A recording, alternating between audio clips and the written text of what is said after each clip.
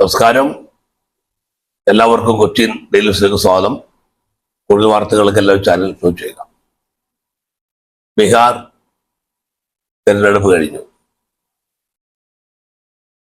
200-ലധികം സീറ്റുകൾ നേടിക്കൊണ്ട് BJP മുന്നണി അധികാരത്തിലേക്ക് വരികയാണ്.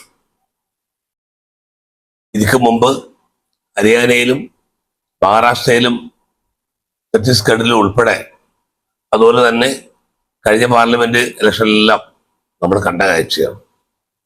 ശരിക്കും ഈ തെരഞ്ഞെടുപ്പുകളെല്ലാം BJP ജനാധിപത്യമായ രീതിയിൽ തെരഞ്ഞെടുപ്പ് നടത്തിയിരുന്നുവെങ്കിൽ പരാജയപ്പെടേണ്ടതായിരുന്നു.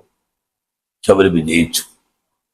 ജനാധിപത്യമല്ല, ജനാധിപത്യത്തിൽ കൃത്രിമം കാണിച്ചുകൊണ്ടാണ് ഈ വിജയം തെരഞ്ഞെടുപ്പ് കമ്മീഷണർ ദിനേഷ് കുമാറിന്റെ അനുവാദത്തോടെ നടന്നുകൊണ്ടിരിക്കുന്നത്.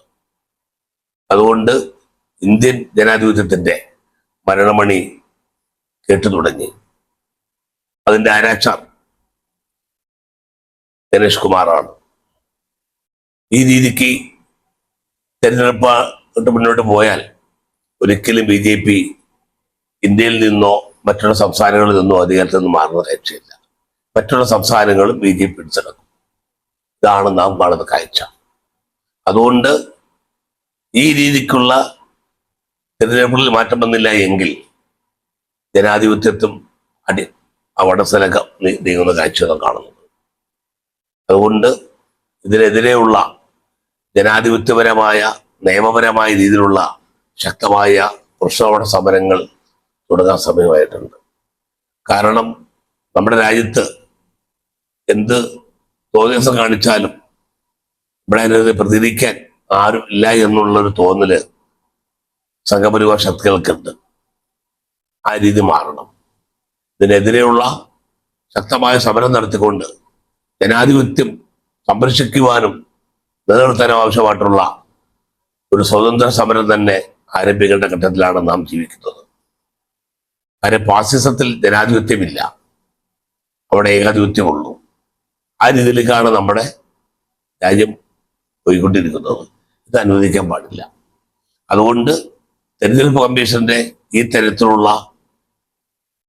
അനീതിക്കെതിരെ ശക്തമായി പ്രതികരിക്കുവാനും അത് ആർക്ക് വേണ്ടിയാണോ നടത്തുന്നത് അവർക്കെതിരെയും, നമുക്കറിയാം നരേന്ദ്രമോദിയോടും അമിത്ഷായോടും BJPയോടൊന്നും ഇന്ത്യയിലെ ബഹുഭൂരിപക്ഷം ജനങ്ങൾക്ക് താല്പര്യമില്ല.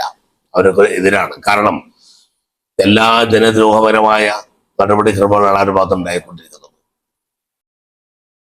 100% കോർപ്പറേറ്റുകൾക്ക് വേണ്ടി, മുതലാളിത്തത്തിന് വേണ്ടി നിലകൊള്ളുന്ന ഒരു ഗവൺമെന്റും ഒരു പാർട്ടിയാണ് BJPയും നരേന്ദ്രമോദിയും. അതുകൊണ്ട് ഇന്ത്യയിലെ 70% ജനങ്ങളും ഈ കൂട്ടം ഫാസിസത്തിനെതിരാണ്. അതുകൊണ്ട് ഇവർക്കെതിരെയുള്ള ശക്തമായ പ്രതിരോധം തീർക്കേണ്ട സമയം അതിക്രമിച്ചിരിക്കുന്നു.